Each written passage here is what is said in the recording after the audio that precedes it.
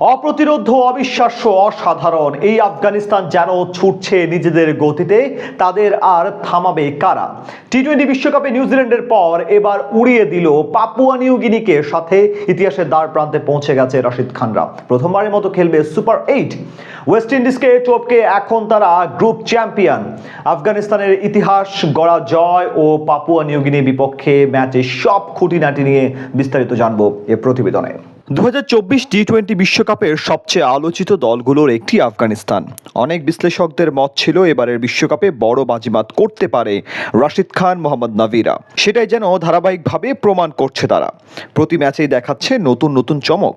নিউজিল্যান্ডের মতো দলের বিপক্ষে জয় পাওয়ার পাশাপাশি টুর্নামেন্টে নিজেদের প্রথম 2 ম্যাচে শতভাগ জিতে সি গ্রুপের দ্বিতীয় স্থানে ছিল আফগানিস্তান। তাই আজ পাপুয়া নিউ গিনির বিপক্ষে জিতলে গ্রুপ চ্যাম্পিয়ন হওয়ার সুযোগ হাতছানি দিচ্ছিল তাদের জন্য। গুরুত্বপূর্ণ এই ম্যাচে টস জিতে আগে বোলিং করার সিদ্ধান্ত নেয় অধিনায়ক Rashid Khan. Brian Lara cricket স্টেডিয়ামে এদিন ব্যাট করতে নেমে শুরুতে বিপাকে পড়ে পাপুয়া নিউ গিনি। ম্যাচের দ্বিতীয় ওভারে রান আউটে কাটা পড়েন ওপেনার আসাদ ভালা। তিনি করেন মাত্র 2 বলে 3 রান। তৃতীয় ওভারের প্রথম বলে লেগা সাইকাকে ফেরান ফজলে হক ফারুকি। ঠিক পরের বলে একই জায়গায় ক্যাচ দিয়ে ফেরত যান আরেক ব্যাটার সেসেবাউ। অন্যদিকে 2 বলে 2 উইকেট নিয়ে হ্যাট্রিকের সম্ভাবনা তৈরি করেন ফারুকি। কিন্তু 5 নম্বরে ব্যাট করতে আসা হিরিহিরি তার হতে দেননি।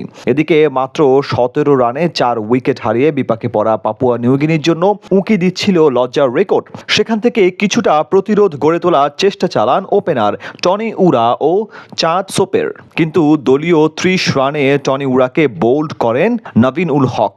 তার ব্যাট থেকে আসে 18 বলে 11 রান। এরপর চাঁদ সোপেনের সাথে দরিগা একটি 16 রানের জুটি করলেও 26 বলে 9 রান করে প্যাভিলিয়নের পথ ধরেন সোপের। শেষ মুহূর্তে আলেই নাওকে সাথে নিয়ে স্কোরবোর্ডে 38 রান যোগ করেন উইকেট কিপার দরিগা। এ দুজনের এই পার্টনারশিপ থামে দলীয় 88 রানে। ব্যাট হাতে সর্বোচ্চ 27 রান করেন দরিগা। সব মিলিয়ে 89 রানের ছোট্ট পুঁজি পায় পাপুয়া নিউ গিনি। বল হাতে পেসার ফজল হক ফারুকি নেন 16 রান খরচায় 4 উইকেট ও নবীন উল হক নেন মাত্র 4 রান খরচায় 2 উইকেট। ছোট টার্গেটের জবাব দিতে নেমে এদিন ব্যর্থ হন আফগান 2 ওপেনার। দলীয় 8 রানে বিদায় নেন ইব্রাহিম জাদরান। তাকে সাজঘরে ফেরান পেসার সোমো কামেয়া। এরপর আলী নাওয়ের বলে বোল্ড হয়ে প্যাভিলিয়নের পথ ধরেন রহমানুল্লাহ গুরবাজ। টুর্নামেন্টের সবচেয়ে সফল ব্যাটারের কাছ থেকে আসে 7 বলে মাত্র 11 রান। এ দুজন ব্যর্থ হলেও ইনিংসের বাকি পথটা সহজ করে দেন গুলবাদিন নাইভ। আজমতুল্লাহ ওমর জাইকে নিয়ে গড়েন 35 রানের জুটি। এরপর ওমর জাই 13 রান করে বিদায় নিলেও মোহাম্মদ নাভির অপরাজিত 16 এবং গুলবাদিনের 36 বলে 49 রানের ইনিংসে ভর করে সহজে লক্ষ্যে পৌঁছে যায় আফগানিস্তান। এই জয়ে 3 ম্যাচে 6 পয়েন্ট নিয়ে সুপার 8-এ বাংলাদেশের গ্রুপে চলে গেল তারা। সাথে প্রথমবারের মতো শেষ 8 খেলার ইতিহাস গড়ল রাশিদ খানের দল।